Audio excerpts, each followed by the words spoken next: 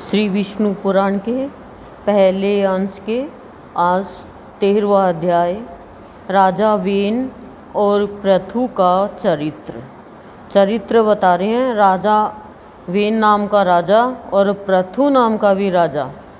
श्री पराशर जी बोले, हे मैत्रेय, ध्रुव से उसकी पत्नी ने शिष्टि और भव्य को उत्पन्न किया और भव्य से शंभु का जन्म हुआ तथा शिष्टि के द्वारा उसकी पत्नी सुछाया ने रिपु, रिपुंजय, विप्र, व्रकल और व्रकतेजा नामक 5 निष्पाप पुत्र उत्पन्न किए।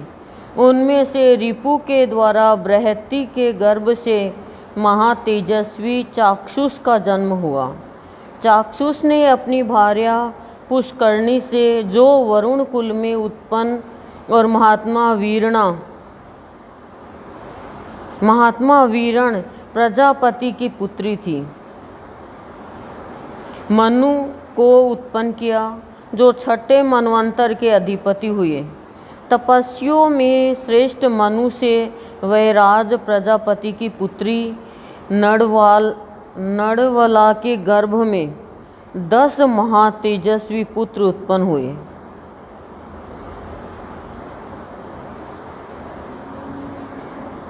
कितने सारे, किसके क्या हुआ, किसके, मुझे लग रहा है इसीलिए ये ऑपरेशन चला है नसबंदी का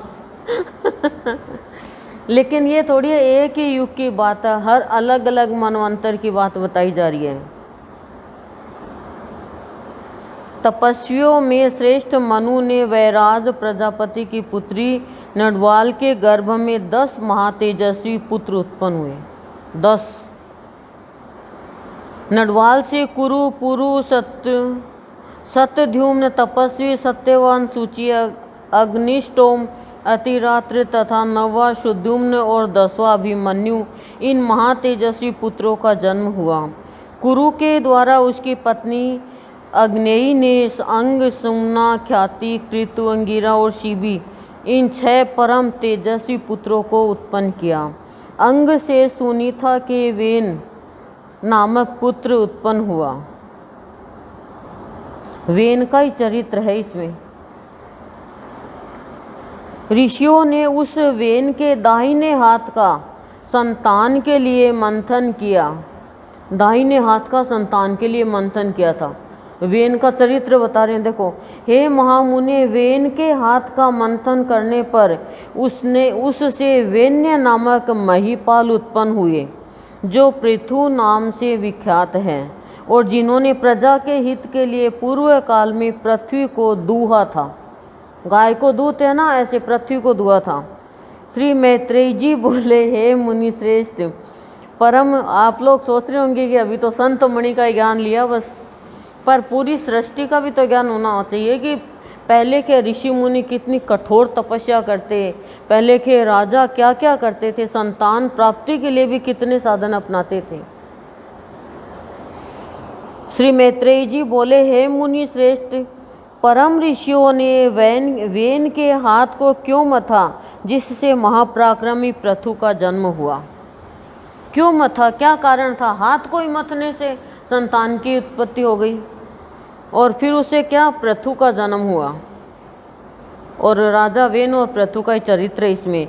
श्री पराशर जी बोले, हे मुने, मृत्यु की सुनीता नाम वाली जो प्रथम पुत्री थी, मृत्यु की भी पुत्री थी, वह अंग को पत्नी रूप से दी, यानी ब्याही गई थी।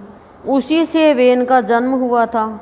हे मैत्रेय, वह मृत्यु की कन्या का पुत्र अपने मातामह यानी नाना के दोष से, स्वभाव से ही दुष्ट प्रकृति का हुआ। बोलो, नाना का भी दोष आ जाता है। कोई ये कह दे भी और परिवार का ही आ जाए, ठीक है ना। उस वेन का जिस समय महर्षियों द्वारा राजपद पर अभिषेक हुआ, उसी समय उस पृथ्वीपति ने संसार भर में यह घोषणा कर दी कि भगवान यज्ञ पुरुष मैं ही हूँ। बोलो, घोषणा कर दी उसने। किसने अभिषेक हुआ? उस वेन का जिस समय महर्षियों द्वारा राजपद पर अभिषेक हुआ, राजा बना दिया। उसी समय उस पृथ्वीपति ने संसार भर में घोषणा कर दी। किसने? वेन ने। क्या कि यज्ञ पुरुष मैं ही हूँ, मुझसे अतिरिक्त यज्ञ का भोक्ता और स्वामी हो ही कौन सकता है। इसलिए कभी कोई यज्ञ, दान और हवन आदि न करे। बोलो कितनी बड़ी बात कर दी। ऐसे मनुष्य को अभिमान आ जाता है। हे मैत्रेय, तब ऋषियों ने उस पृथ्वीपति के पास उपस्थित हो पहले उसकी खूब प्रशंसा कर सांत्वना युक्त मधुर वाणी से कहा। ऋषियों ने मधुर वाणी से उसको पास जाके बात करी। तो ऋषिगण क्या कह रहे हैं कि हे राजन, हे पृथ्वीपते, तुम्हारे राज्य और देह के उपकार का तथा प्रजा के हित के लिए हम जो बात कहते हैं सुनो। तुम्हारा कल्याण हो। देखो, हम बड़े बड़े यज्ञों द्वारा जो सर्वज्ञेश्वर देवाधिपति भगवान हरि का पूजन करेंगे, उसके फल में से तुमको भी छठा भाग मिलेगा। कि हम करेंगे पर उसके फल से तुम्हें छठा भाग मिलेगा। हे नृप, इस प्रकार यज्ञों के द्वारा यज्ञ पुरुष भगवान विष्णु प्रसन्न होकर हम लोगों के साथ तुम्हारी भी सकल कामनाएं पूर्ण करेंगे। हे राजन, जिन राजाओं के राज्य में यज्ञेश्वर भगवान हरि का यज्ञों द्वारा पूजन किया जाता है, वे उनकी सभी कामनाओं को पूर्ण कर देते हैं। यज्ञों के द्वारा हरि का पूजन किया जाता है तो कामना पूरी होती है। इसीलिए तो बार बार हम आपको कहते हैं यज्ञ करो, यज्ञ करो, यज्ञ करो, जिससे कि तुम लोग ज़्यादा देवी देवताओं में नहीं घूमो। नहीं कोई कह देगा जब बालाजी का साला सराहला का वो बेटो दे देगो। वो कैसे बेटा दे देगा? उनको क्या पता बेटा कैसे होता है? तो खुद ब्रह्मचारी हैं, उनसे क्या बेटा लोगे आप? लेकिन शक्ति होती है जो सत्य के रास्ते पे चलते हैं उनमें। वेन बोला, मुझसे भी बढ़कर ऐसा और कौन है जो मेरा भी पूजनीय है? जिसे तुम यज्ञेश्वर मानते हो वह हरि कहलाने वाला कौन है? ब्रह्मा, विष्णु, महादेव, इंद्र, वायु, यम, सूर्य, अग्नि, वरुण, धाता, पूषा, पृथ्वी और चंद्रमा तथा इनके अतिरिक्त और भी जितने देवता शाप और कृपा करने में समर्थ है, वे सभी राजा के शरीर में निवास करते हैं। इस प्रकार राजा सर्वदेवमय है। कह दिया कि राजा ही सब देव राजा ही है। हे ब्राह्मणों, ऐसा जानकर मैंने जैसी जो कुछ आज्ञा की है वैसा ही करो। ऋषियों की बात भी नहीं मानी। ठीक है, देखो, कोई भी दान, यज्ञ और हवन आदि न करे। हे द्विजगण, स्त्री का परम धर्म जैसे अपने पति की सेवा करना ही माना गया है, वैसे ही आप लोगों का धर्म भी मेरी आज्ञा का पालन करना ही है। आज्ञा यदि गलत दे दे तो कौन पालन करेगा? गलत आज्ञा यदि माँ भी दे तो पालन करना जरूरी नहीं है। माँ ये कह दे जा बेटा चोरी करके ला, तू कुछ भी कर, तो क्या बेटा आज्ञा मान लेगा? वही तो दिखाया परशुराम जी ने करके। पिता ने बोल दिया कि तेरी माँ का सर काट, इसमें दुष्ट विचार आ गए और काट दिया सर। लेकिन पितृ आज्ञा मानी, पर जैसे ही कहा तू मांग तो कहा मेरी माँ का सिर वापस दो। पर माँ ने कहा कि आपने ऐसा किया, ये कलयुग में ये प्रथा चालू हो जाएगी। तो कहीं कहीं प्रथा चालू हो गई।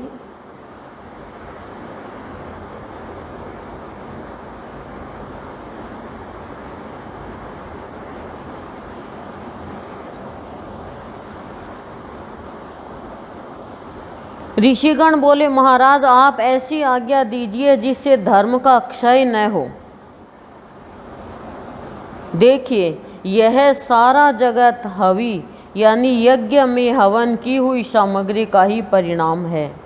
पराशर जी बोल रहे हैं, महर्षियों के इस प्रकार बारंबार समझाने और कहने सुनने पर भी जब वेन ने ऐसी आज्ञा नहीं दी तो वे अत्यंत क्रुद्ध और अमर्ष युक्त होकर आपस में कहने लगे, इस पापी को मारो मारो। जो अनादि और अनंत यज्ञ पुरुष प्रभु विष्णु की निंदा करता है वह अनाचारी किसी प्रकार पृथ्वीपति होने के योग्य नहीं है। ऐसा कह मुनिगणों ने भगवान की निंदा आदि करने के कारण पहले ही मरे हुए उस राजा को मंत्र से पवित्र किए हुए कुशों से मार डाला। हे द्विज, तदंतर उन मुनीश्वरों ने सब और बड़ी धूली उठती देखी।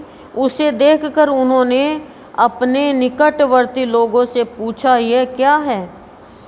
उन पुरुषों ने कहा, राष्ट्र के राजाहीन हो जाने से दीन दुखिया लोगों ने चोर बनकर दूसरों का धन लूटना आरंभ कर दिया। हे मुनिवरों, उन तीव्र वेग वाले परधनहारी चोरों के उत्पात से ही यह बड़ी भारी धूली उड़ती दिख रही है। तब उन सब मुनीश्वरों ने आपस में सलाह कर उस पुत्रहीन राजा की जंघा का पुत्र के लिए यत्न पूर्वक मंथन किया। राजा को तो मार दिया, फिर उसकी जंघा से का मंथन किया।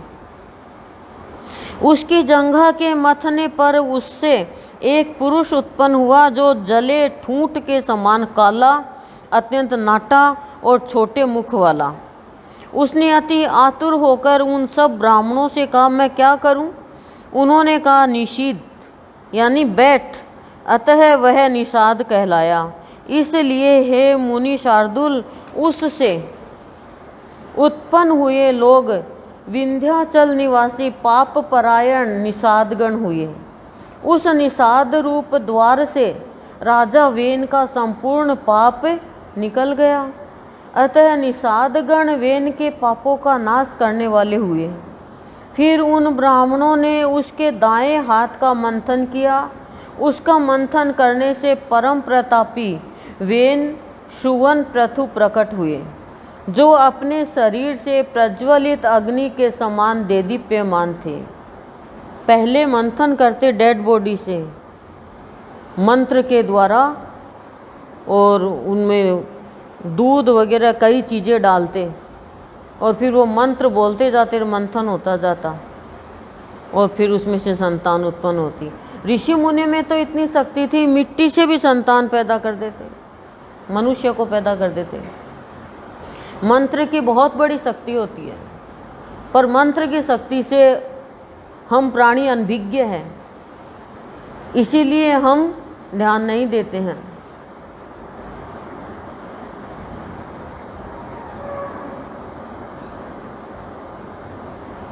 जो अपने शरीर से प्रज्वलित अग्नि के समान देदीप्यमान थे।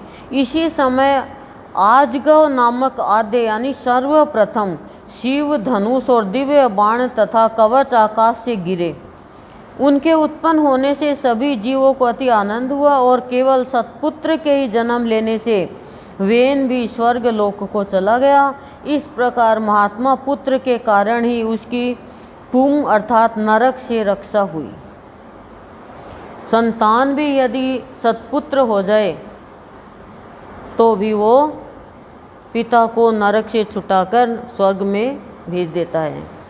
महाराज पृथु के अभिषेक के लिए सभी समुद्र और नदियां सब प्रकार के रत्न और जल लेकर उपस्थित हुए। उस समय अंगिरस देवगणों के सहित पितामह ब्रह्मा जी ने और समस्त स्थावर जंगम प्राणियों ने वहां आकर महाराज वैन्य यानी वेन पुत्र का राज्याभिषेक किया। उनके दाहिने हाथ में चक्र का चिन्ह देखकर उन्हें विष्णु का अंश जान पितामह ब्रह्मा जी को परम आनंद हुआ।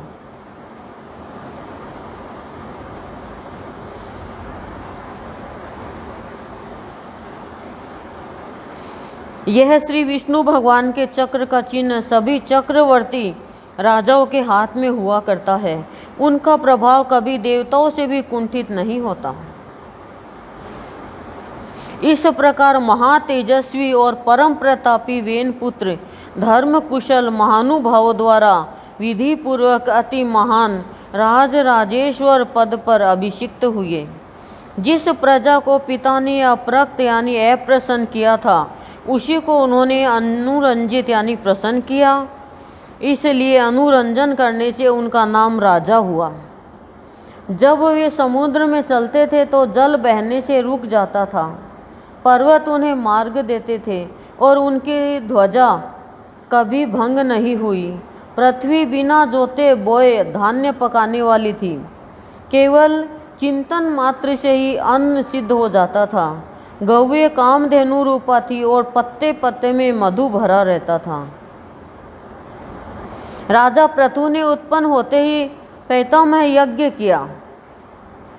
उससे सोमाभिषेक के दिन सूती यानी सोमाभिषेक भूमि से महामती सूत की उत्पत्ति हुई। उसी महायज्ञ में बुद्धिमान मागध का भी जन्म हुआ।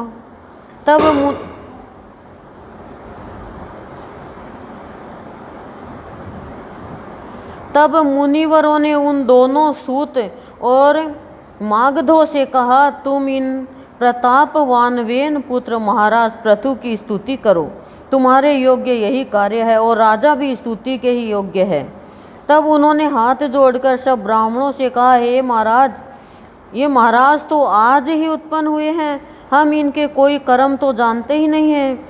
अभी इनके न तो कोई गुण प्रकट हुए हैं और न यश ही विख्यात हुआ है, फिर कहिए हम किस आधार पर इनकी स्तुति करें। ऋषिगण बोले, ये महाबली चक्रवर्ती महाराज भविष्य में जो जो कर्म करेंगे और इनके जो जो भावी गुण होंगे उन्हीं से तुम इनका स्तवन करो। श्री पराशर जी बोले, राजा वेन की बहुत अच्छी स्टोरी है, कभी सुनाएंगे आपको। श्री पराशर जी बोले, यह सुनकर राजा को भी परम संतोष हुआ। उन्होंने सोचा, मनुष्य सद्गुणों के कारण ही प्रशंसा का पात्र होता है। देखो,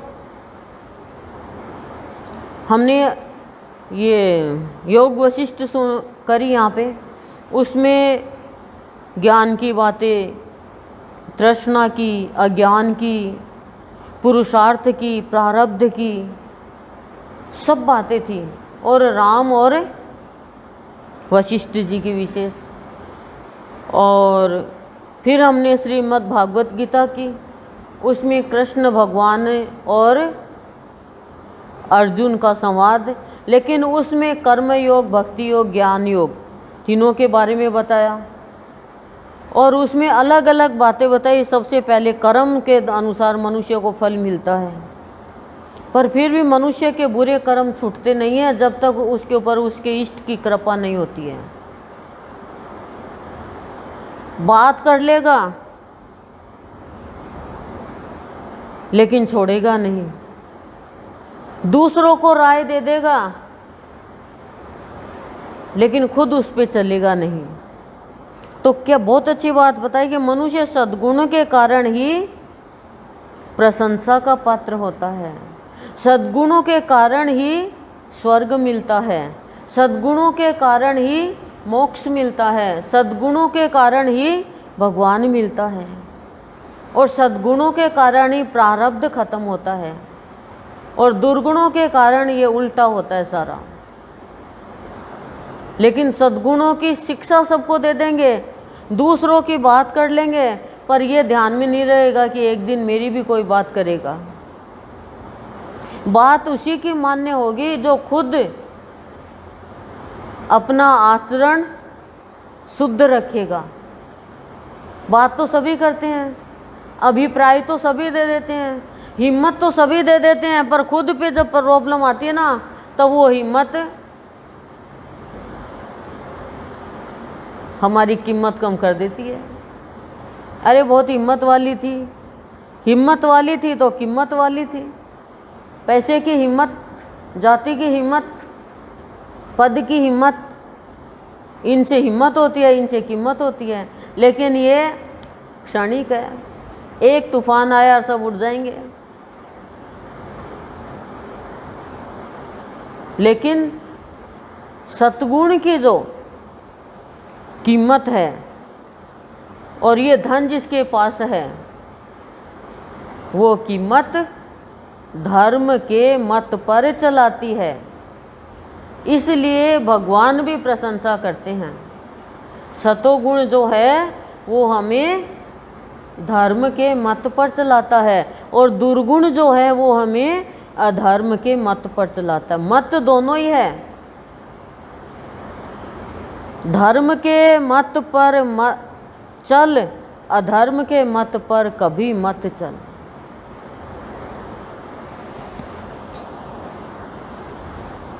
लेकिन मानेगा थोड़ी, बोलेगा सुनेगा करेगा नहीं भैया।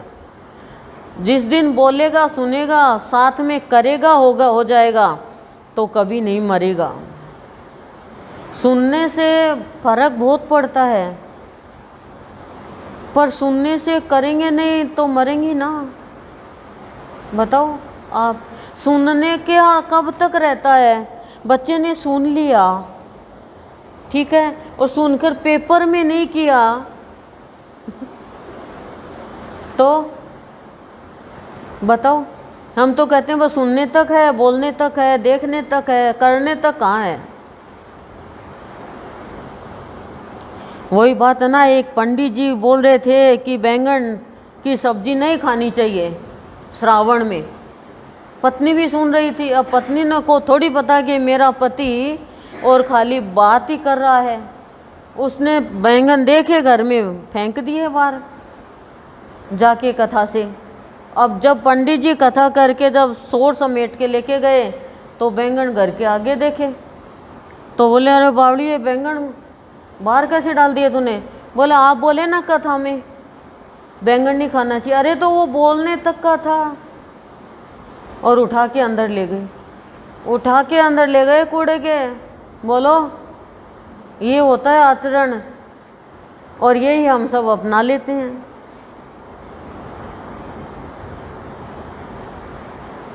कोई घर पे किसी के आया, रुका भी 4-5 दिन, रुका या रुकी, मैं आपको क्या बताऊं, 3 दिन में नहाने के साबुन खत्म। गजब। कपड़ों के पास से निकले सुगंध आ रही कपड़ों में। अरे कपड़े किससे धोते हो? आपने तो सुगंध के नहाने के साबुन से धो लिए। ये है इंसान का आचरण। कपड़े धोने की साबुन रखी थी लेकिन दूसरे का माल कर दो उसे कंगाल। सोचो 2 ही दिन में साबुन खत्म हो गई, इसीलिए हो गई। धो लिए कपड़े, खूब रगड़ रगड़ के 2 बार लगा ली, 3 बार लगा ली। तो वो कर्म क्या है?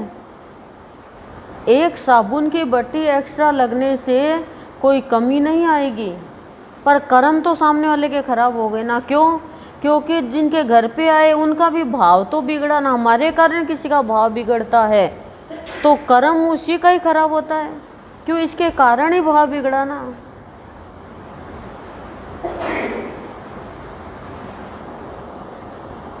सद्गुणों के कारण ही प्रशंसा का पात्र होता है, अतः मुझको भी गुण उपार्जन करने चाहिए।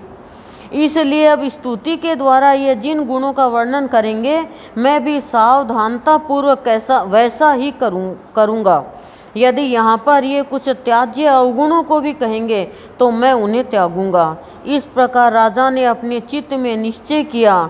तदंतर उन सूत और मागध दोनों ने परम बुद्धिमान वेन नंदन महाराज पृथु का उनके भावी कर्मों के आश्रय से स्वर सहित भली प्रकार स्तवन किया। उन्होंने कहा, ये महाराज सत्यवादी, दानशील, सत्य मर्यादा वाले, लज्जाशील, शूर, क्षमाशील, पराक्रमी और दुष्टों का दमन करने वाले हैं।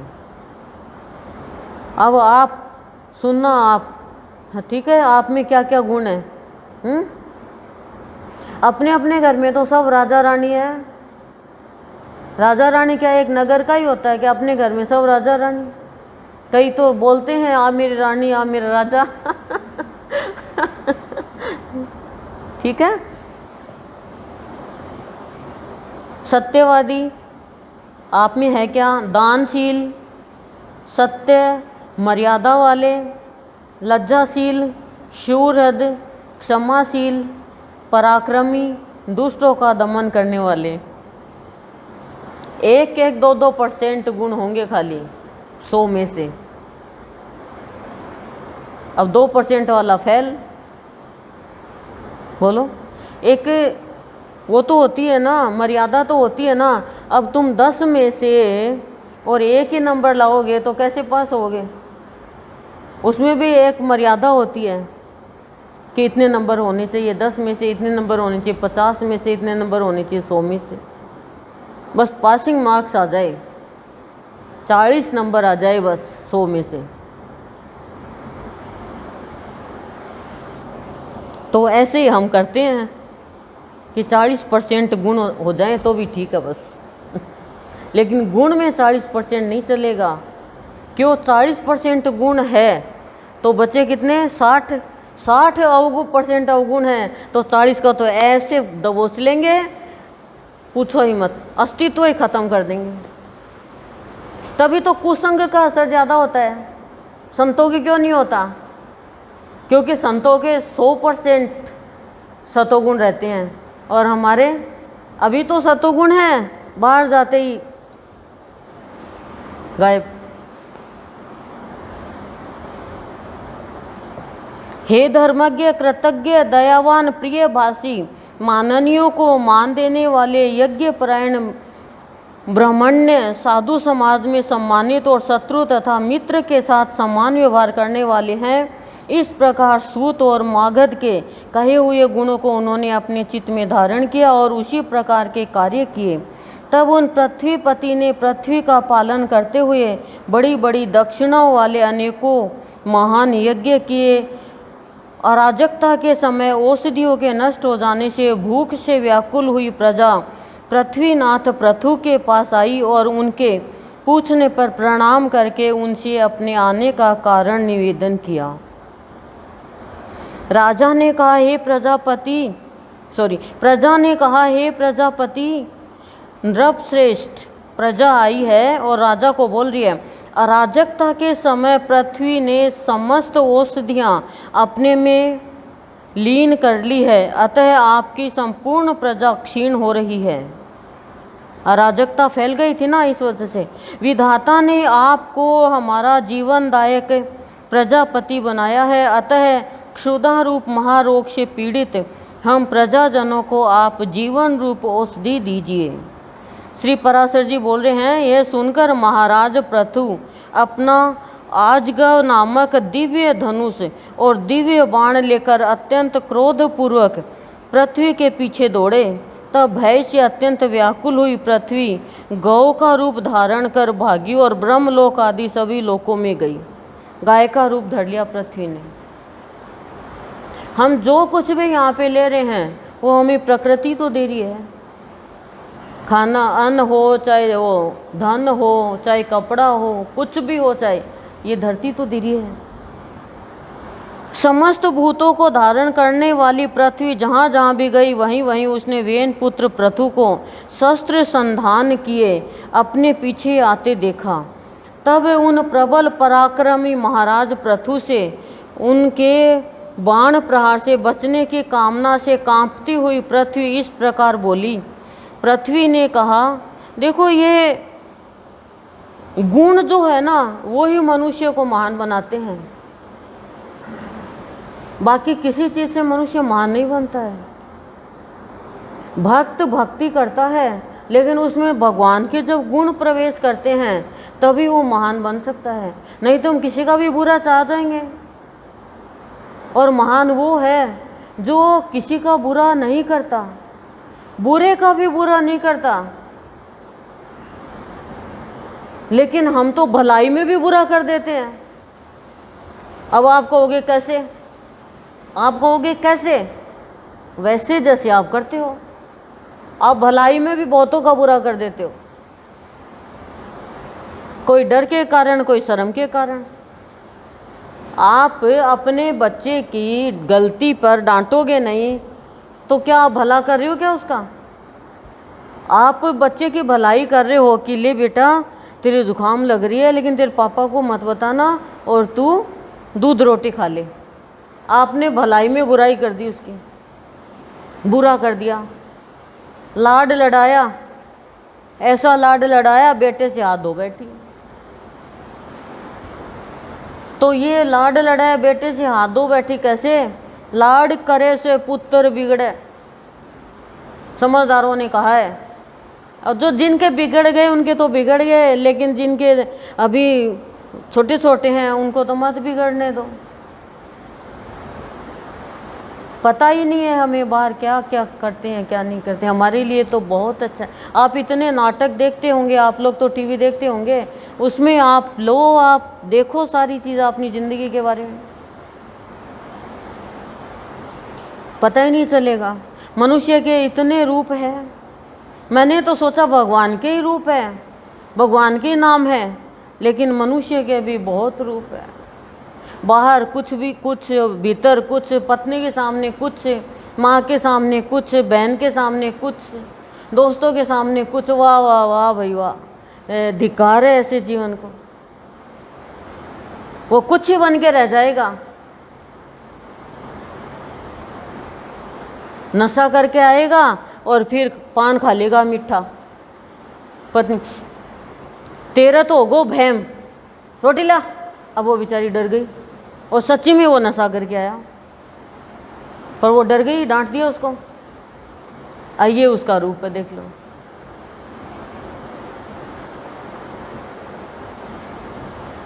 दुकान पे बैठे खाते रहते हैं बड़े समोसे, और घर पे आज तो पेट में दर्द हो रहा है। ओहो, आज खानो तो मैं इसो कौन भेजियो। अरे खाना तो तेरा आदमी ने खाया ही नहीं है, खाना तो किसी और ने खाया है, ये तो बड़ा समोसे खा के आया है। पता ही नहीं चलता। और वास्तविक बात कह दे तो ये मान के चलो, वो मनुष्य अपना भी भला करता है, अपने परिवार वालों का भी भला करता है। आप सोचो, आप किसी के साथ झूठा व्यवहार करें, आपके साथ कोई झूठा व्यवहार करे, आपको अच्छा लगेगा क्या? यस या नो में बोलना। तो आप किसी के साथ करोगे तो क्या उनको अच्छा लगेगा? यही सोचो बस। जब आपको अच्छा नहीं लगता तो आप क्यों करते हो? किस लिए करते हो? किस चीज का डर है? बताओ आप। रिजल्ट है तो आपको आपके कर्म का ही मिलेगा। इसलिए हो सके वहां तक मनुष्य को सत्य बोलना चाहिए। यहाँ सत्संग में आने वाली भी, हेलो, तबीयत ठीक नहीं है और तो सब ठीक है, थोड़ा सा सिर दुख रहा है, थोड़ा सा ऐसे, कोई ना बात। अरे अरे नहीं है, ऐसी तो कोई बात नहीं है, बस ठीक है। आज सुबह तो ये खाया था डॉक्टर। अरे इतनी देर में तेरी आवाज़ में, अभी तो तेरी आवाज़ मरी पड़ी, इतनी जोश आ गया। अब फिर हमें हंसी आती है, फिर हम जो वास्तविक बात करने वाला उससे शेयर भी करते हैं कि देखो मनुष्य कैसा है, कुछ ही बन के रह गया। बीमार भी हो जाते ना, स्कूल में पढ़ाने जाते, जुकाम लग जाती, लेकिन अब जुकाम लग जाती तो भी स्कूल में जाना पड़ता। क्यों? क्योंकि नहीं, सत्संग में जाने के कारण, कि सत्संग में गए तब तो तुम्हारी जुकाम काम नहीं कर रही, और यहाँ पे तुम्हारी जुकाम। और बच्चे झूठी झूठी एप्लीकेशन दे ही देते हैं। बच्चे ने झूठी एप्लीकेशन दे दी कि आज लिखना तो ये था कि मेरे दादाजी बीमार है, उसने लिख दिया है कि मेरे दादाजी की डेथ हो गई, गलती से लिखा गया दादाजी की डेथ हो गई। टीचर आ रहे थे, बोले दादाजी दादाजी आप अंदर जाओ। बोले बेटा मैं क्यों अंदर जाऊँ, स्कूल तो छुट्टी तो तूने मारी है, तू जा। अरे बोले दादाजी मैंने ये लिख दिया मेरे दादाजी की डेथ हो गई। दादाजी बोले वाह पोता, जीते जी नहीं मार दियो। सोचो, ये होते हैं बच्चे। अब क्या करें, वो तो जिंदा बैठा था, तो झूठ बोल दिया ना, अब वो झूठ तो पकड़ी जाएगी कभी ना कभी। इसलिए सबसे बड़ा पाप ही झूठ है। कई बार हम आधी अधूरी बात व्यक्त कर देते हैं, जानबूझ के नहीं करते, कर ही नहीं पाते, बस सामने वाला अनुमान लगा लेता कि देख झूठी है ये तो झूठा है। हालांकि झूठ नहीं बोला उसने, पर निकल गया, आधी ही बात बताई गई कि जानबूझ के छुपाई है। ये भी मनुष्य की सोच है। इसलिए सोच कर चल, समझ कर चल, रोना नहीं पड़े। सोच कर बोल और सोच कर लिख, रोना नहीं पड़े। सोच कर नहीं लिखेगा तो फेल हो जाएगा, फेल हो जाएगा तो रोना पड़ेगा। ये जीवन है, इसमें सबसे पहले सोच ही अच्छी होनी चाहिए। यदि उन्नति चाहिए तो सोच से उन्नति होती है, सोच से अवनति होती है। सोच से पतन होता है, सोच से उत्थान होता है। कहते हैं ना, इसकी सोच ही खराब है। रावण की सोच और राम की सोच आप तुलना कर लो, हमारे यहाँ अंदर दोनों मिक्स है। मिक्स नहीं है क्या? मिक्स है।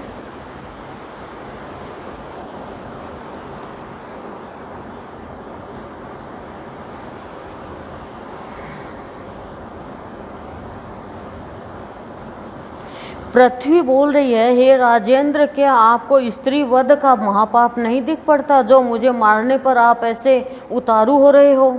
तो पृथु बोल रहे हैं, जहाँ एक अनर्थकारी को मार देने से बहुतों को सुख प्राप्त हो, उसे मार देना ही पुण्यप्रद है। सुनो, बहुत ज्ञान की बात है कि जहाँ एक अनर्थकारी को यदि मार दिया तो बहुतों से को सुख प्राप्त हो, उसे मारने से पुण्य मिलेगा। पृथ्वी बोली, हे नृप श्रेष्ठ, यदि आप प्रजा के हित के लिए ही मुझे मारना चाहते हैं तो मेरे मर जाने पर आपकी प्रजा का आधार क्या होगा? आधार तो मैंने दे रखा है। तो पृथु कह रहा है, अरे वसुदेव, अपनी आज्ञा का उल्लंघन करने वाली मुझे मारकर मैं अपने योग बल से ही इस प्रजा को धारण करूंगा। मैं आज्ञा दे दूंगा, मैं अपने आप को ही मार दूंगा और मैं फिर पृथ्वी बन जाऊंगा। श्री पराशर जी बोले, तब अत्यंत भयभीत एवं कांपती हुई पृथ्वी ने उन पृथ्वीपति को पुनः प्रणाम करके कहा, बोल रही है पृथ्वी, हे राजन, यत्न पूर्वक आरंभ किए हुए सभी कार्य सिद्ध हो जाते हैं। बहुत अच्छी बात है। यत्न पूर्वक आरंभ किए हुए कार्य सभी सिद्ध हो जाते हैं। यत्न ही तो हम नहीं करते, हमें तो सब बना बनाया चाहिए। हम मेहनत तो करते ही नहीं। अमृतवाणी भी हम अलग से देते हैं तो कहते हैं थोड़ी हिंट्स दे दो। अतः मैं भी आपको एक उपाय बताती हूँ, यदि आपकी इच्छा हो तो वैसा ही करें। हे नरनाथ, मैंने जिन समस्त औषधियों को पचा लिया है, उन्हें यदि आपकी इच्छा हो तो दुग्ध रूप से मैं दे सकती हूँ। अतः हे धर्मात्माओं में श्रेष्ठ महाराजा, आप प्रजा के हित के लिए कोई ऐसा वत्स यानी बछड़ा बनाइए जिससे वात्सल्यवश मैं उन्हें दुग्ध रूप से निकाल सकूं, और मुझको आप सर्वत्र समतल कर दीजिए, जिससे मैं उत्तमोत्तम औषधियों के बीज रूप दुग्ध को सर्वत्र उत्पन्न कर सकूं।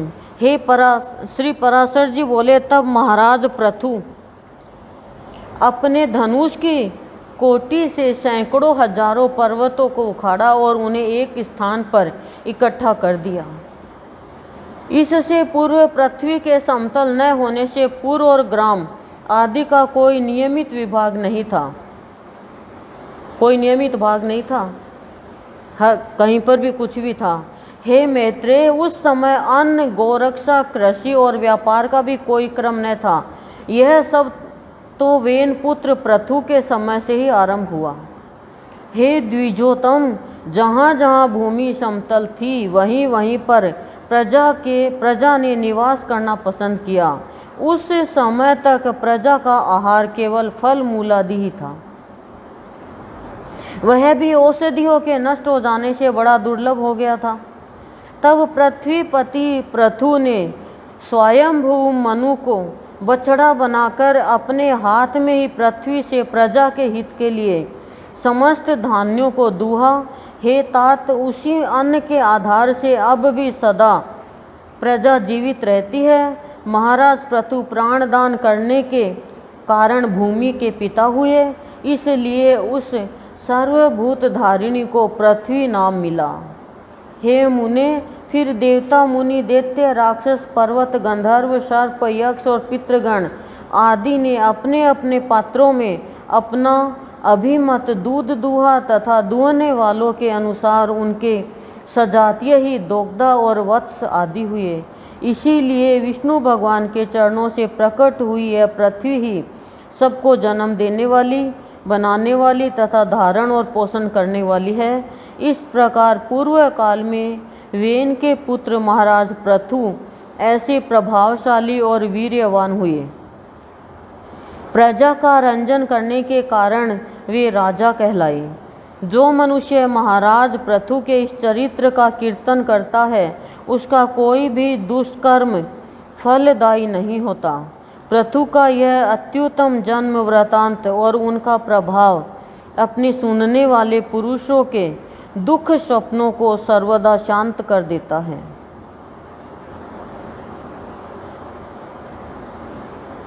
इसी प्रकार श्री विष्णु पुराण के पहले अंश में 13वां अध्याय समाप्त। गुरुदेव के चरणों में कोटि कोटि प्रणाम। अब है 14वां अध्याय, प्राचीन बही का जन्म और प्रचेताओं का भगवदाराधन। श्री पराशर जी बोले, हे मैत्रेय, पृथु के अंतर्धान और वादी नामक 2 धर्मज्ञ पुत्र हुए। ये पुत्र ही पुत्र हो रहे हैं सबके। और देखो कितना बड़ा काम किया है पृथु ने। बहुत अच्छी, मतलब आनंद देने वाली स्टोरी है ये वेन की और पृथु की। उनमें से अंतर्धान से उसकी पत्नी शिखंडिनी ने हरवी धान को उत्पन्न किया। हरवी धान से अग्निकुलिना धीषाणा ने प्राचीन बही, शुक्र, गय, कृष्ण, वज्र, रजिया ये 6 पुत्र उत्पन्न किए। हे महाभाग, हवीर धान से उत्पन्न हुए भगवान प्राचीन बही एक महान प्रजापति थे, जिन्होंने यज्ञ के द्वारा अपनी प्रजा की बहुत वृद्धि की। हे मुने, उनके समय में प्राचीनाग्र कुश समस्त पृथ्वी में फैले हुए थे, इसलिए वे महाबली प्राचीन बही नाम से विख्यात हुए। हे महामते, उन महीपति ने महान तपस्या के अनंतर समुद्र की पुत्री सवर्णा से विवाह किया। उस समुद्र कन्या सवर्णा के प्राचीन बही से 10 पुत्र हुए। वे प्रचेता नामक सभी पुत्र धनुर्विद्या पारगामी थे। उन्होंने समुद्र के जल में रहकर 10,000 वर्ष तक समान धर्म का आचरण करते हुए घोर तपस्या की। श्री मैत्रेय जी बोले, महामुने, उन महात्मा प्रचेताओं ने, यानी मुनि विशेष को बोलते हैं प्रचेताओं ने, जिस लिए समुद्र के जल में तपस्या की थी, सो आप कहिए।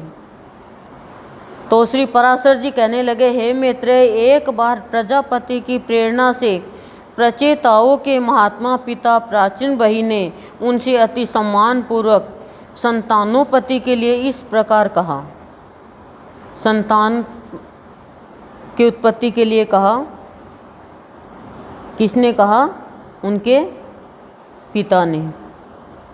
प्राचीन बही बोले, हे पुत्रो, देवादिदेव ब्रह्मा जी ने मुझे आज्ञा दी है कि तुम प्रजा की वृद्धि करो, और मैंने भी उनसे बहुत अच्छा कह दिया।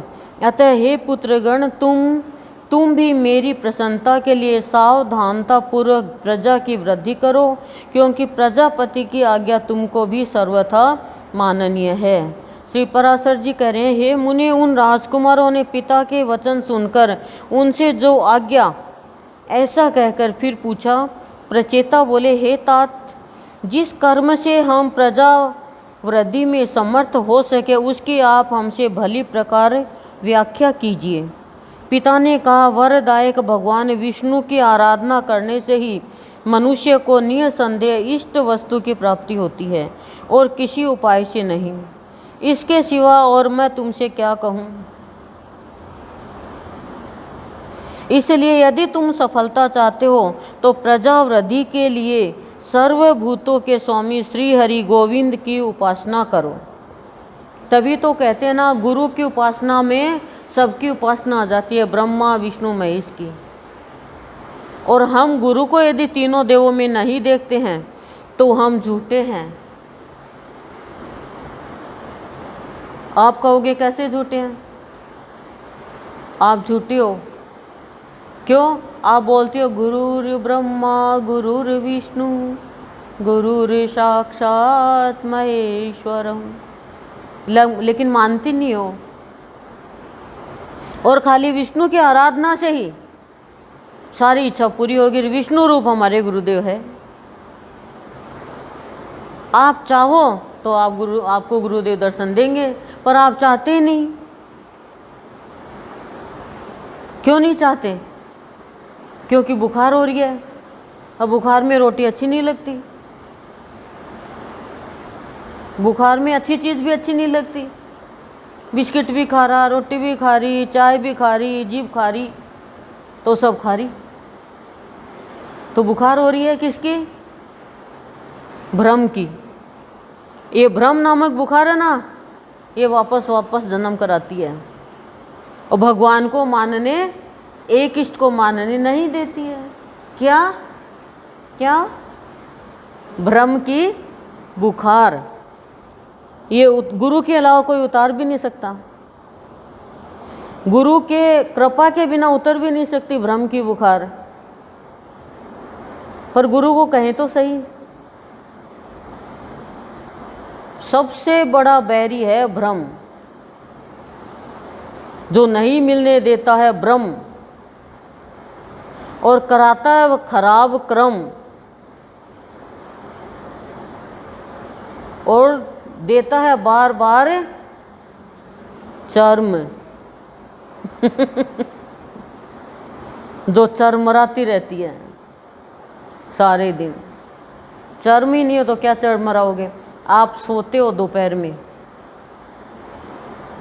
आप रात को सोते हो, जब नींद आए सो जाती हो, लटका यहाँ भी आ जाता होगा। आप सोते हो निश्चिंत होकर, उस समय आप एक विचार करो कि यदि अभी मेरे अंदर से मेरा भगवान निकल जाए तो मेरी तो सारा गहना कपड़ा बैंक बैलेंस चिंता ये सब यहीं की रह जाएगी। तो भगवान मैं किसके लिए इकट्ठा कर रही हूँ? क्यों कर रही हूँ मैं?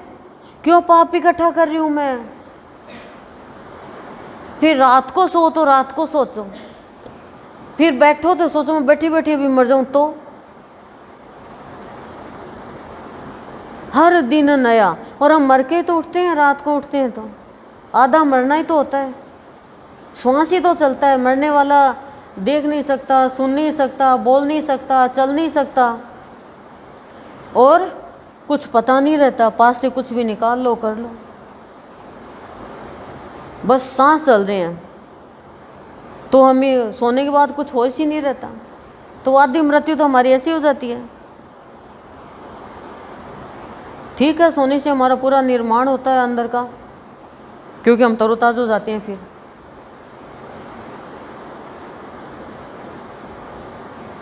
तो सोचो तो सही, क्या लेके जाएंगे? वो मृत्यु आएगी तो क्या साथ जाएगा? एक सुई भी साथ नहीं जाएगी। किसी ने कहा कि मैं जाऊं ना तो मेरे साथ दे देना सारी अंगूठी रिए। तो कहा ठीक है दे देंगे साथ। तो सब बहुएं बात करती है कि मम्मी ये बोल रही है कि मैं मरूं तो साथ ही भेजना मेरी, ये सारी निकालना मत, मैं पहने ही जाऊंगी। तो छोटे बेटे की शादी करी, वो बहू सत्संग में जाती थी। उसने कहा कि पता चला तो बोली मम्मी पहना के तो भेज देंगे लेकिन ये शरीर तो शमशान घाट में ले जाके जला देंगे, तो या तो राख हो जाएगी या कोई वहाँ पे रहेंगे वो ले लेंगे। आपके साथ तो आपके शुभ कर्म के हुए जाएंगे, आपका किया हुआ जाएगा, जो आप दान पुण्य करोगे भक्ति करोगे वो, तो वो कैसे करें? तो कहा चलो मेरे साथ सत्संग में अपन सत्संग करते हैं। वहाँ पे सत्संग नहीं होता था, सत्संग का पता ही नहीं था, पर उसने सत्संग चालू करा दिया और पुण्य कर्म करा दिया, सबको अच्छा लगने लग गया। अब जो जेठानी थी उनको नफरत हो गई, ईर्ष्या हो गई। लेकिन भक्ति करने वाला चाहे से कोई ईर्ष्या करे, उसके ऊपर तो भगवान की छत्र छाया रहती है। उनके बुरे कर्म होते गए, उन्होंने जीवन सफल नहीं बनाया अपना, क्योंकि ईर्ष्या के कारण वो बुराई फैलाते गए, उसका बुरा सोचते गए और इकट्ठी हो गई ईर्ष्यालु ईर्ष्यालु एक साथ में, परिवार से अलग कर दिया। और यदि उनके अंदर ईर्ष्या नहीं होती तो वो भी उसके साथ हो जाती और खुद का भी भला करती। उन्होंने अपना भी बुरा किया, अपने पति का भी बुरा करा दिया, अपने बच्चों का भी करा दिया। क्यों? क्योंकि वो उसका छोटी छोटी का नाम हो गया। समझे?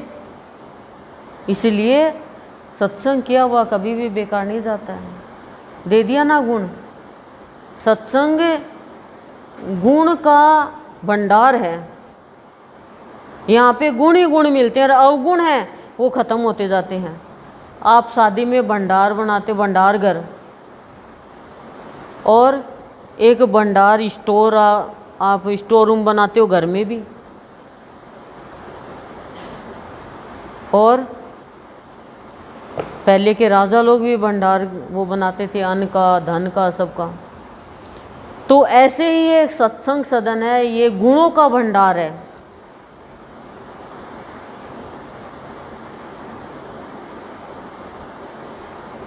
गुण आते ही आते हैं यहाँ पे।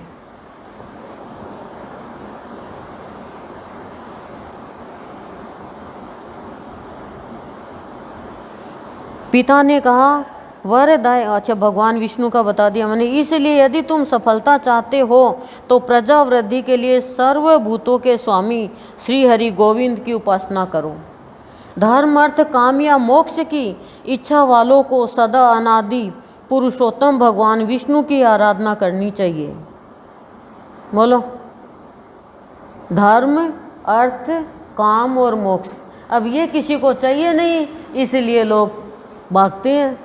आज बछबारस पूज ली तो आज दुबड़ी साता पूज ली, आज सांपदा पूज ली और फिर अहोई अष्टमी पूज ली, फिर और अनेक पेड़ पौधे पूज लिए, अनेक पूजा कर ली, क्योंकि धर्म अर्थ का मोक्ष चाहिए नहीं।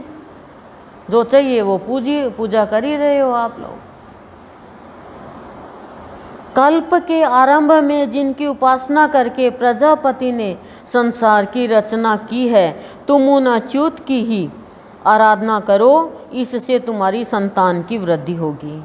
श्री पराशर जी बोले। और देखो, हम सत्संग में आते हैं, भूला भटका भी यदि कोई सत्संग में आ गया और गुरुदेव की बातों को सुन लिया, आप दिल पे हाथ रख के कह सकते हो कि आपके सबके घर में शांति हुई है। अब आप खुद ही गलत कर्म करोगे, गलत सोचोगे और गुरुदेव को मानते हुए भी गुरुदेव को अपमानित करना चाहोगे, तो फिर आपका भला कोई कर भी नहीं सकता, कोई लाभ आपको पहुंचा भी नहीं सकता।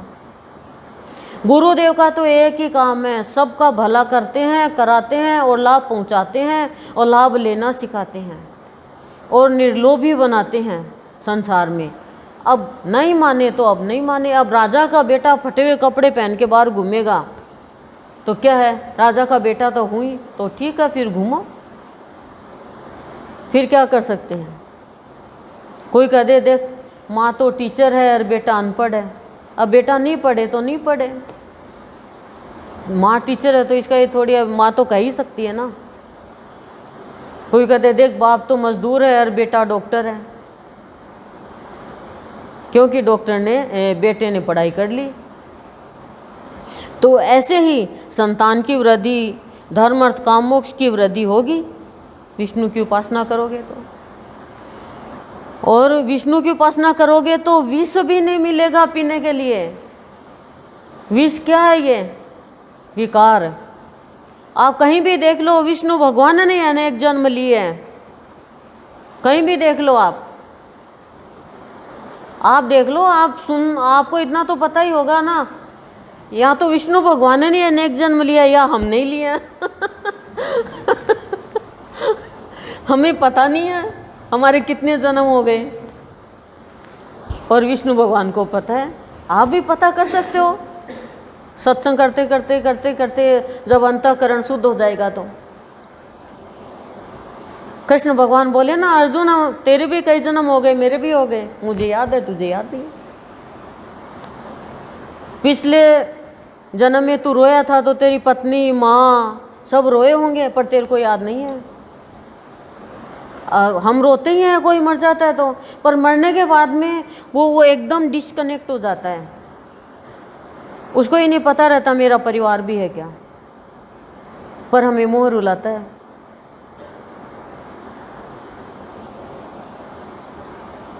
पराशर जी कह रहे हैं, पिता की ऐसी आज्ञा होने पर प्रचेता नामक 10 पुत्रों ने समुद्र के जल में डूबे रहकर सावधानता पूर्वक तप करना आरंभ कर दिया। हे मुनि श्रेष्ठ, सर्व लोकाश्रय जगतपति श्री नारायण में चित्त लगाए हुए उन्होंने 10,000 वर्ष तक वहीं जल में ही स्थित रहकर देवादिदेव श्री हरि की एकाग्र चित्त से स्तुति की, जो अपनी स्तुति की जाने पर स्तुति करने वालों की सभी कामनाएं सफल कर देते हैं।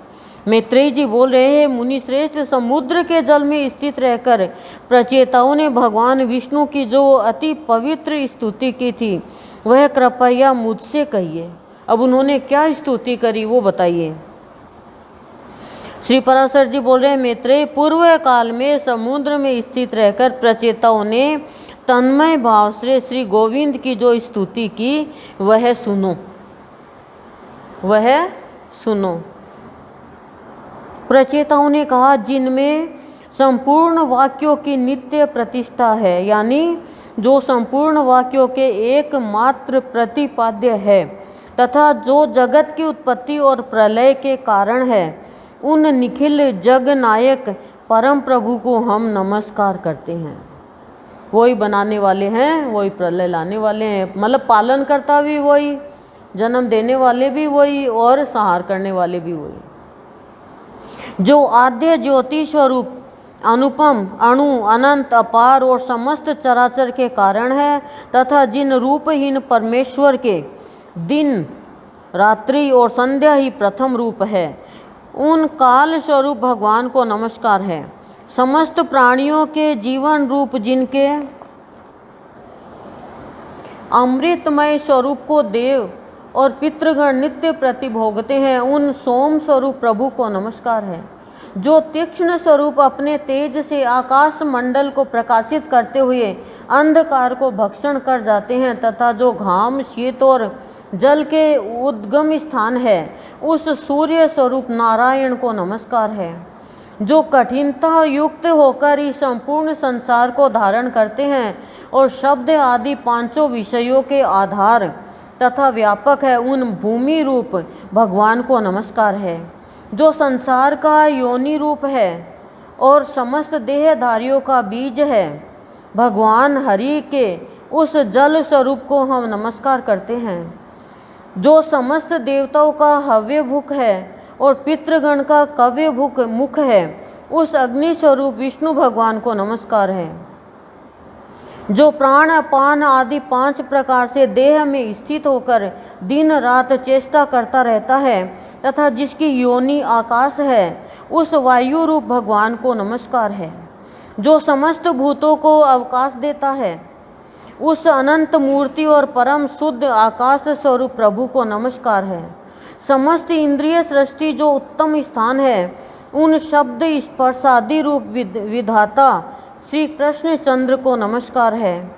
जो क्षर और अक्षर इंद्रिय रूप से नित्य विषयों को ग्रहण करते हैं, उन ज्ञान मूल हरि को नमस्कार है। इंद्रियों के द्वारा ग्रहण किए विषयों को जो आत्मा के सम्मुख उपस्थित करता है, उस अंतःकरण रूप विश्वात्मा को नमस्कार है।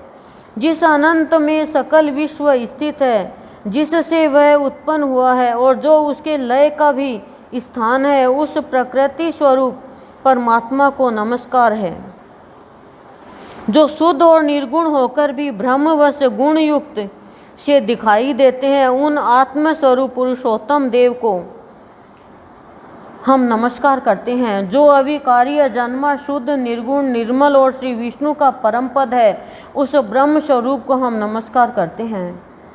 जो न लंबा है, न पतला है, न मोटा है, न छोटा है, न काला है, न लाल है, जो स्नेह, द्रव, कांति तथा शरीर से रहित एवं अनासक्त और अशरीरी जीव से भिन्न है, जो अवकाश, स्पर्श, गंध और रस से रहित तथा आँख कान विहीन, अचल एवं जिह्वा, हाथ और मन से रहित है, जो नाम, गोत्र, सुख और तेज से शून्य तथा कारणहीन है, जिसमें भय, भ्रांति, निद्रा, जरा और मरण इन अवस्थाओं का अभाव है, जो अरज यानी रजोगुण रहित, अशब्द, अमृत, अलुप्त यानी गति शून्य और असंवृत यानी अनाच्छादित है, एवं जिसमें पूर्वापर व्यवहार की गति नहीं है, वही भगवान विष्णु का परम पद है, जिसका ईशन यानी शासन ही परम गुण है, जो सर्व रूप और अनाधार है तथा जीव्य और दृष्टि का अविषय है। भगवान विष्णु के उस परम पद को हम नमस्कार करते हैं।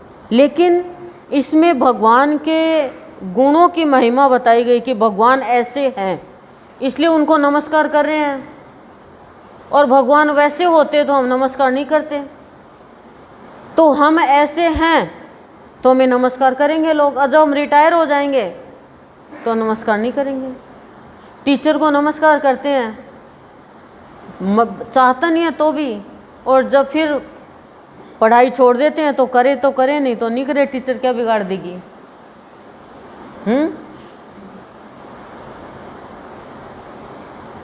बताओ, बिगाड़ देगी क्या?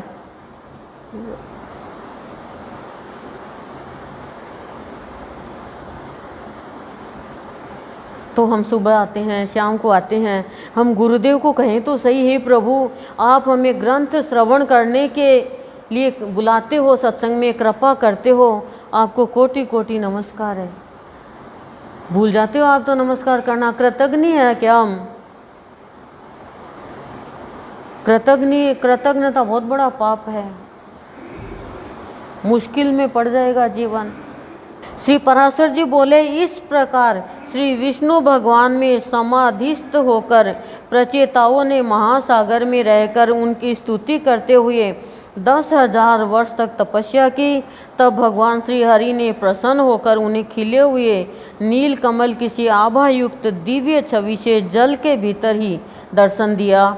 प्रचेताओं ने पक्षीराज गरुड़ पर चढ़े हुए श्री हरि को देखकर उन्हें भक्ति भाव के भार से झुके हुए मस्तकों द्वारा प्रणाम किया। तब भगवान ने उनसे कहा, मैं तुमसे प्रसन्न होकर तुम्हें वर देने के लिए आया हूँ, तुम अपना अभीष्ट वर मांगो।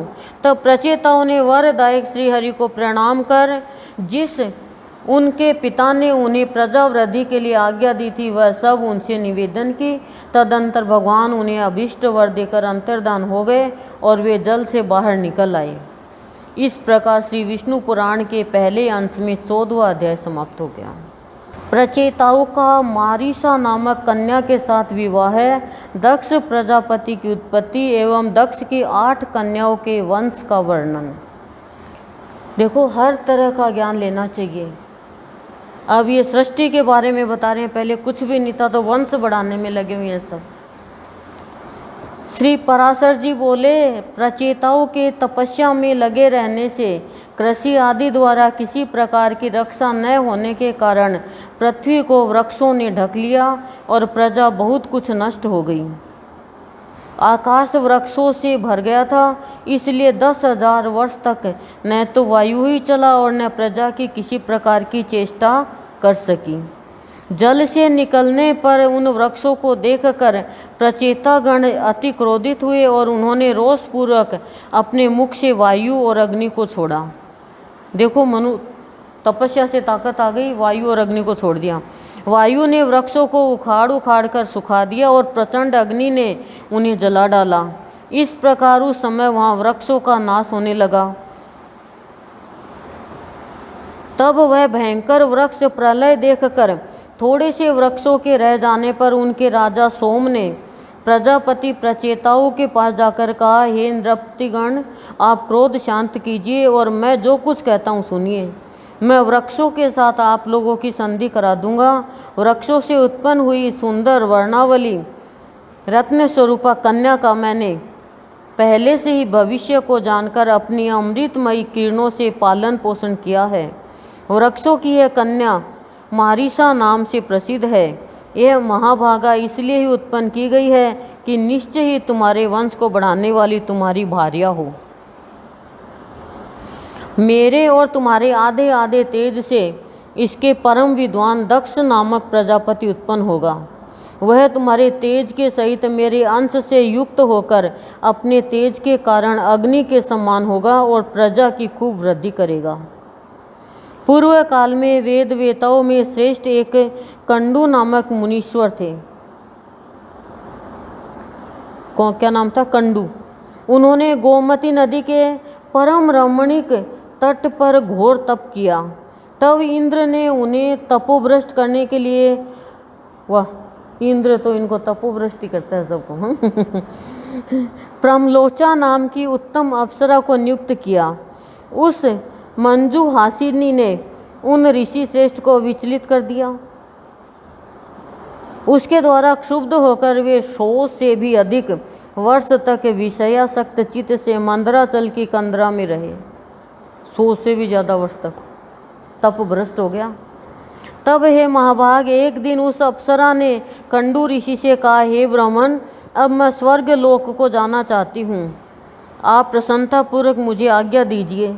उसके ऐसा कहने पर उसमें आसक्त चित्त हुए मुनि ने कहा, हे भद्रे, अभी कुछ दिन और रहो। उनके ऐसा कहने पर उस सुंदरी ने महात्मा कंडू के साथ अगले 100 वर्ष तक और रहकर नाना प्रकार के भोग भोगे। 200 वर्ष हो गए। तब भी उसके यह पूछने पर कि भगवान, मुझे स्वर्ग लोक को जाने की आज्ञा दीजिए, ऋषि ने यही कहा कि अभी और ठहरो।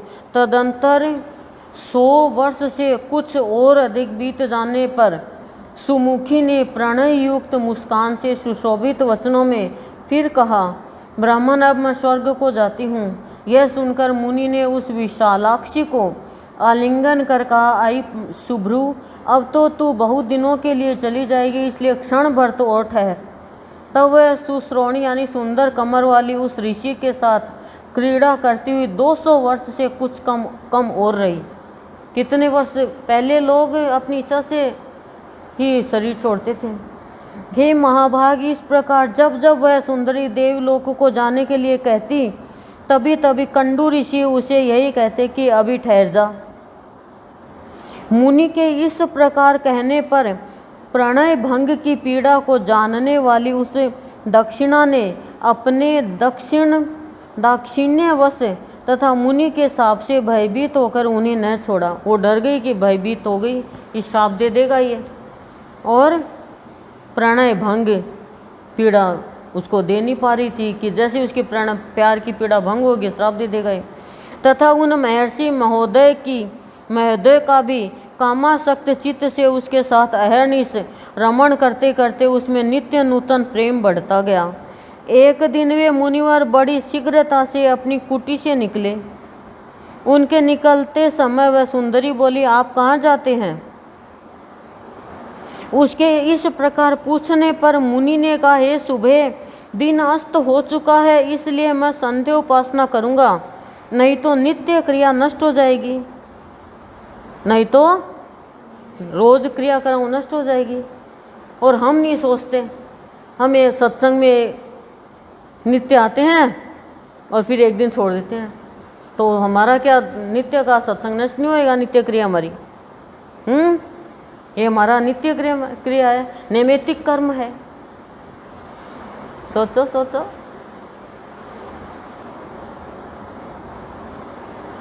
तब उस सुंदर दांतों वाली ने उन मुनीश्वर से हंसकर कहा, हे सर्वधर्मज्ञ, क्या आज ही आपका दिन अस्त हुआ है?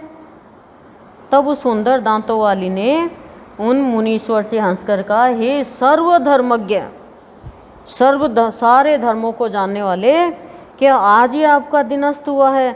हे विप्र, अनेकों वर्षों के पश्चात आज आपका दिन अस्त हुआ है। कि हे विप्र, हे ब्राह्मण देव, अनेकों वर्षों के पश्चात आज आपका दिन अस्त हुआ है क्या? इससे कहिए किसको आश्चर्य नहीं होगा कि आज ही आपका दिन अस्त हो, इतने वर्ष हो गए। मुनि बोले, भद्रे, नदी के इस सुंदर तट पर तुम आज सवेरे ही तो आई हो, आज सुबह ही तो आई हो तुम। मुझे भली प्रकार स्मरण है, मैंने आज ही तुमको अपने आश्रम में प्रवेश करते देखा था। अब दिन के समाप्त होने पर यह संध्या काल हुआ है, फिर सच तो कहो, ऐसा उपहास क्यों करती हो? ये मजाक क्यों कर रही हो तुम तो आज ही आई हो और वो कह रहे क्या आज ही तुम्हारी संध्या हुई है? प्रमलोचा बोली, ब्राह्मण, आपका यह कथन कि तुम सवेरे ही आई हो ठीक ही है, इसमें झूठ नहीं, परंतु उस समय को तो आज सैकड़ों वर्ष बीत चुके, समय का पता ही नहीं चला। सोम ने कहा, तब उन विप्रवर ने उस विशालाक्षी से कुछ घबराकर पूछा, अरे भीरू, ठीक ठीक बता, तेरे साथ रमण करते मुझे कितना समय बीत गया?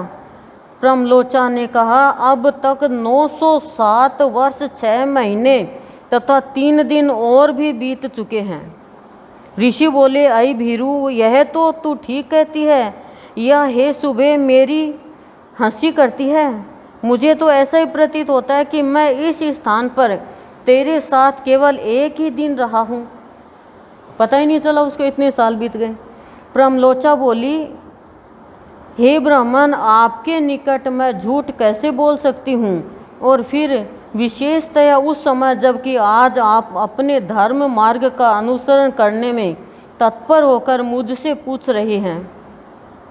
सोम ने कहा, हे राजकुमारों,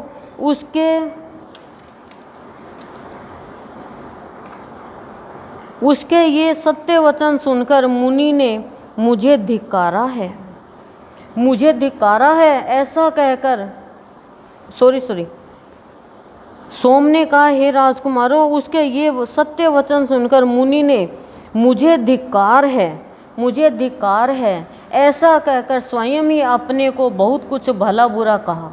देखो शब्दों का कितना अंतर हो जाता है, धिक्कारा और धिक्कार है, धिक्कार है खुद के लिए, धिक्कारा दूसरे के लिए। मुनि बोले, ओह, मेरा तप नष्ट हो गया, जो ब्रह्मवेताओं का धन था वह लुट गया और विवेक बुद्धि मारी गई। अहो, स्त्री को तो किसी ने मोह उपार्जने के लिए ही रचा है। मुझे अपने मन को जीतकर 6 उर्मियाँ क्या? क्षुधा, पिपासा, लोभ, मोह, जरा और मृत्यु, 6 उर्मियों से अतीत पर ब्रह्मा को जानना चाहिए, जिससे मेरी इस प्रकार की बुद्धि को नष्ट कर दिया, उस काम रूपी महाग्रह को धिक्कार है। नरक ग्राम के मार्ग रूपी इस स्त्री के संग से वेद वेद्य भगवान की प्राप्ति के कारण रूप मेरे समस्त व्रत नष्ट हो गए। इस प्रकार उन धर्मज्ञ मुनिवर ने अपने आप ही अपनी निंदा करते हुए वहाँ बैठी हुई उस अप्सरा से कहा, अरे पापिनी, अब तेरी जहाँ इच्छा हो चली जा। तूने अपनी भावभंगी से मुझे मोहित करके इंद्र का जो कार्य था वह पूरा कर लिया। मैं अपने क्रोध से प्रज्वलित हुए अग्नि द्वारा तुझे भस्म नहीं करता हूँ, क्योंकि सज्जनों की मित्रता 7 पग साथ रहने से हो जाती है। सज्जनों की मित्रता, लाइन पे ध्यान दो, 7 पग साथ रहने से हो जाती है।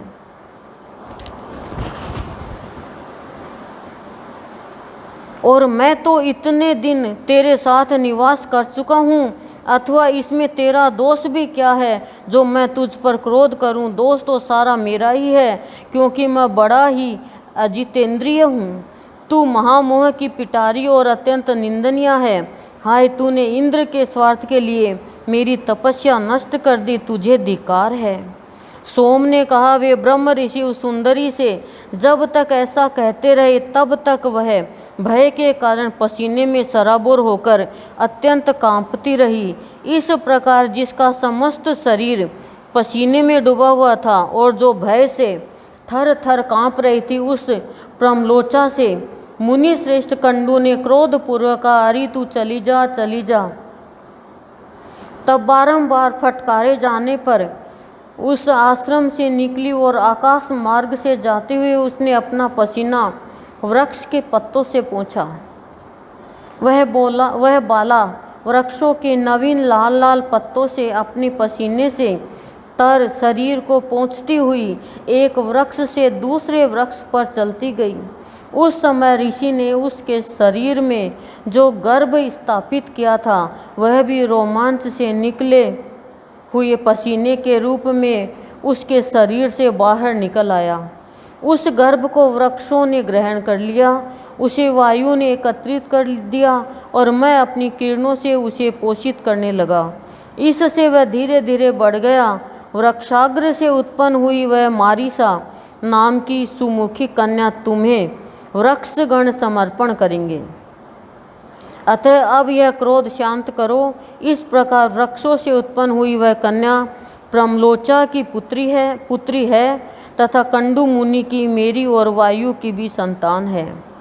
श्री पराशर जी बोले, हे मित्रे, तब यह सोचकर कि प्रचेतागण योग भ्रष्ट की कन्या होने से मारीसा को अग्राह्य न समझे, सोमदेव ने कहा, साधु श्रेष्ठ भगवान कंडू भी तप के क्षीण हो जाने से पुरुषोत्तम क्षेत्र नामक भगवान विष्णु की निवास भूमि को गए और हे राजपुत्रों, वहाँ वे महायोगी एकनिष्ठ होकर एकाग्र चित्त से ब्रह्म पार मंत्र का जप करते हुए उधर्व बाहु रहकर श्री विष्णु भगवान की आराधना करने लगे। प्रचेतागण बोले, हम कंडू मुनि का ब्रह्मा पार नामक परम स्तोत्र सुनना चाहते हैं, जिसका जप करते हुए उन्होंने श्री केशव की आराधना की थी। देखो, आप लोग तो अभी सत्संग में लगे, कथा में इतना नहीं गए, लेकिन कई बार ऐसे सुनने का अवसर मिला है। गए तो हम भी नहीं, पर कई बार बचपन में भी गए, कई बार ऐसे भी माइक वो स्पीकर लगा देते हैं, सुनते हैं। तो उसमें इतना बोला जाता है कि कामिनी कांचन से दूर रहो, पर उस कामिनी का, उस सुंदर नारी का दोष क्या था? दोष तो पुरुष ने करवाया ना। इंद्र क्या कहता, मैं तुम्हारा राजा हूँ, तुम उसकी तपस्या भंग करो, नहीं तो मैं तुम्हें श्राप दे दूंगा। अब उधर तो इंद्र श्राप दे देगा और नहीं करे उधर वो ऋषि श्राप दे देगा। अब फंस गई तो स्त्री ना। यदि स्त्री ही इतनी खराब है तो विष्णु भगवान लक्ष्मी जी को क्यों अपने पास रखते हैं? शिव जी क्यों पार्वती को रखते हैं? ब्रह्मा जी क्यों सरस्वती को रखते हैं? ऋषि मुनि क्यों रखते हैं? लेकिन आप खुद भी सुनकर उन जो बोलते हैं ऐसी बात हंसने लग जाती हो, हंसने लग जाती हो। नारी के बिना इस संसार में है क्या? स्त्री के बिना है क्या? कैसे सृष्टि की रचना होगी? भगवान ने तो स्त्री को बहुत सुंदर बनाया है, लेकिन स्त्री खुद ही स्त्री का अपमान करती है। क्यों? क्योंकि गूढ़ बात तक जाती नहीं है वो।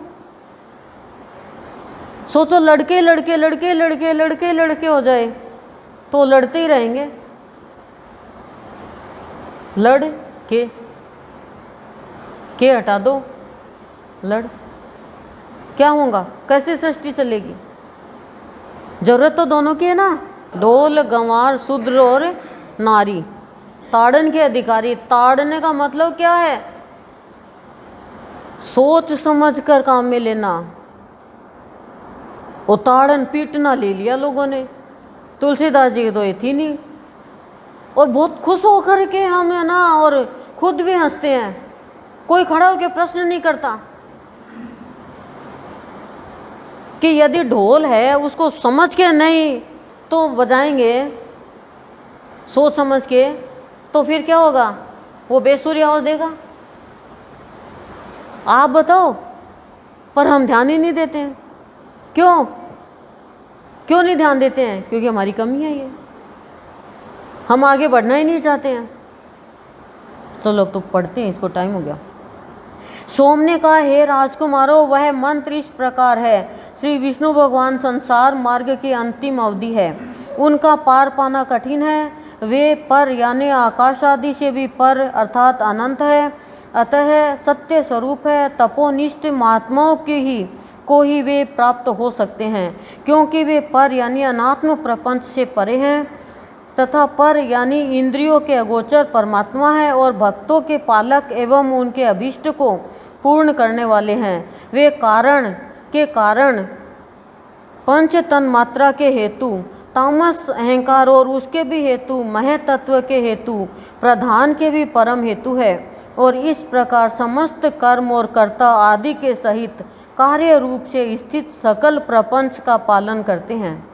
ब्रह्म ही प्रभु है, ब्रह्म ही सर्व जीव रूप है और ब्रह्म ही सकल प्रजा का पति यानी रक्षक तथा अविनाशी है।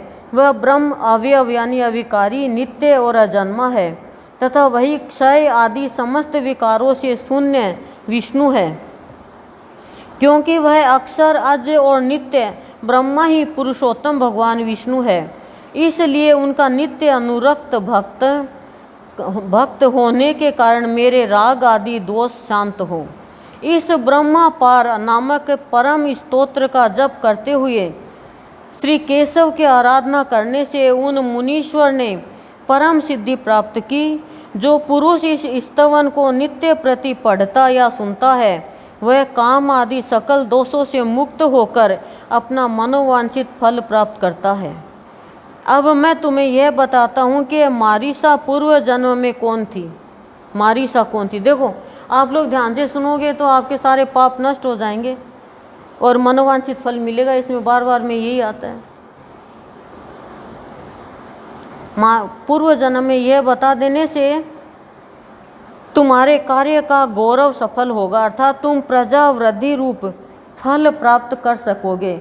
यह साध्वी अपने पूर्व जन्म में एक महारानी थी। पूर्व जन्म में महारानी थी।